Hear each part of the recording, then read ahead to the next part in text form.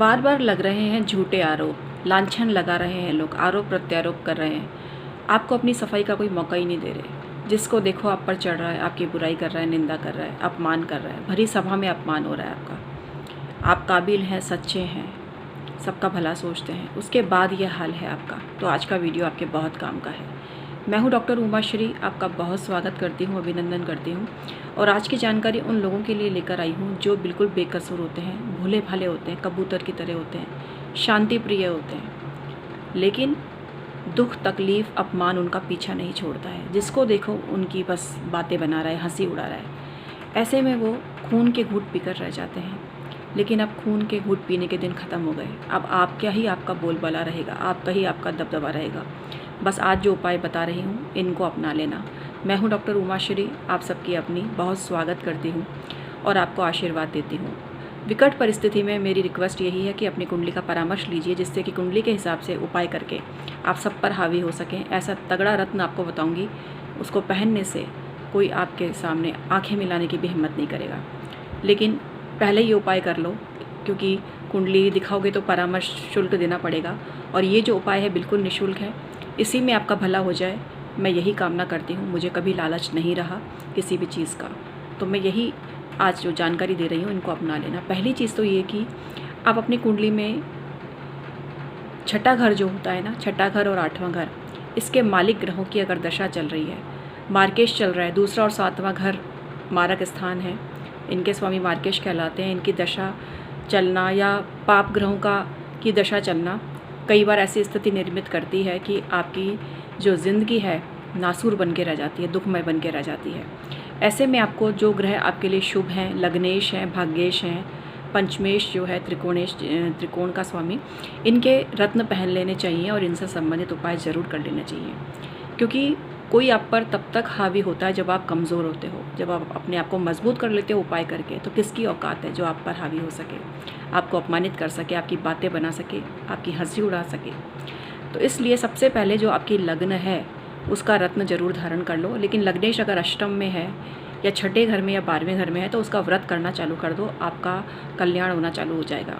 इसके अलावा हर तरफ से दबना पड़ रहा है तो साउथ वेस्ट का जो कमरा है उसमें सोना चालू कर दो, आपका ही वर्चस्व रहेगा। साउथ वेस्ट के कमरे में कैसे भी करके जिद करके घर में सोना चालू कर दो।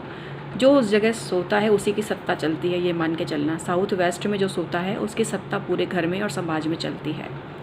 तो ये ज़रूर आप ध्यान रखो इस बात का कि आप कहीं गलत जगह तो नहीं सो रहे हैं। दक्षिण दिशा की तरफ सिर रखना है आपको। इसके अलावा अपने अंदर पावर पैदा करनी है आपको, तो उसके लिए आदित्य हृदय स्रोत के डेली 11 पाठ करिए। रविवार का व्रत करिए। रविवार को नमक खाना बिल्कुल बंद कर दीजिए। इससे आप अपने अंदर एक ज़बरदस्त एनर्जी को महसूस करेंगे। ये उपाय ऐसे हैं जिसके लिए कुंडली की आवश्यकता नहीं है, इसको कोई भी कर सकता है जिसको कि ये जो समस्याएं मैंने बताएं इनसे जूझना पड़ रहा है। इसके अलावा 5 मिनट का मेडिटेशन करें। मेडिटेशन में जिनको भी आप अपना इष्ट देव मानते हैं उनकी इमेजिनेशन करके अपने अंदर पावर को फील करिए। ये भी आप डेली कर सकते हैं कि आप किसी भी एनर्जी को जिसमें आपकी श्रद्धा है आपके भीतर प्रवेश कर रही है, वाइट कलर की एनर्जी आपके भीतर प्रवेश कर रही है और काले कलर की एक एनर्जी जैसी है ना, वो आपके पैरों से निकल के बाहर जा रही है। आप नमक और राई से अपना उतारा करिए, आपके ऊपर लगी हुई नज़र बाधा ये सब भी दूर होगी। इसके अलावा एक ऐसा तिलक बता रही हूँ, इसको ज़रूर लगा लेना। तिलक गोरोचन आता है मार्केट में, पंसारियों की दुकान पर मिल जाता है, तो उसको आप ले लीजिए। उसके अंदर एक कामिया सिंदूर आता है, वो ले लीजिए, उसको मिक्स कर लीजिए। इसके अलावा आपको क्या करना है, स्नान के ये तो तिलक लगा लीजिए इसका तो आप, इसके अलावा आप उसमें केसर भी मिश्रित कर सकते हैं, तो उसको लगा लीजिए। इसके अलावा आपको स्नान करते समय अपने जो आपका जो पानी है उसमें गोमूत्र डालकर स्नान करिए। अब दान की बात करते हैं। आपको एक काला कपड़ा लेना है, उसमें लोहे की 7 कीलें रखनी है, उसमें काले तिल रखने हैं, काले उड़द रखने हैं, काजल की 7 डिब्बियाँ रखनी है। चाहो तो अपने घर का एक पुराना तवा भी रख सकते हो। इन सब चीज़ों को रख कर किसी भी शनि मंदिर के बाहर रख कर आ जाओ, या फिर किसी चौराहे पर रख कर आ जाओ, या किसी वीरान जगह पर रख कर आ जाओ। ये काम भी आपको ज़रूर करना है। तो ये काम करने से आप देखना आपके अंदर पावर महसूस होगी। इसके अलावा सूर्य देव को जब आप जल अर्पित करेंगे तो उसमें रोली चावल को रोली से लाल कर लीजिए और लाल चंदन उसमें मिश्रित कर दीजिए, लाल पुष्प भी डाल दीजिए। इसको आप ज़रूर करिए। इसके अलावा महामृत्युंजय मंत्र की एक माला करिए, आपको बहुत ज़्यादा फ़ायदा होगा। और जो सबसे सशक्त चीज़ है वो ये है कि माँ बगलामुखी का एक मंत्र है जिसमें कि शत्रु सर्वनाश की बात कही गई है। उस मंत्र को आप जपना चालू कर दीजिए। बगलामुखी यंत्र भी पूजा में रख दीजिए। ये एक अमोघ हथियार है, अमोघ अस्त्र है। इस प्रयोग को कभी निष्फल होते हुए नहीं देखा। माँ बगलामुखी अपने भक्तों की हमेशा रक्षा करती है, लेकिन श्रद्धा भाव उनमें ज़रूर आप रखें। माँ के समक्ष नतमस्तक होकर विनती करें कि माँ आप हमारी मदद करिए। हम सब तरफ से निराश हो चुके हैं, हार चुके हैं।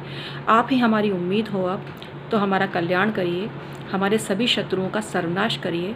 जिन लोगों ने समाज में हमारा जीना दूभर कर रखा है, हमारा अपमान कर रहे हैं, उनको सद्बुद्धि दीजिए कि वो ये कृत्य करना बंद कर दें। आप ये इतने सारी मैंने चीज़ें बताई, आप ज़रूर करिए और आपका ज़रूर कल्याण होगा। और जो भी आप पर हावी हो रहा है, आपको अपमानित कर रहा है, बेइज्जती कर रहा है, हंसी उड़ा रहा है, वो इंसान निश्चित रूप से मुँह की खाएगा।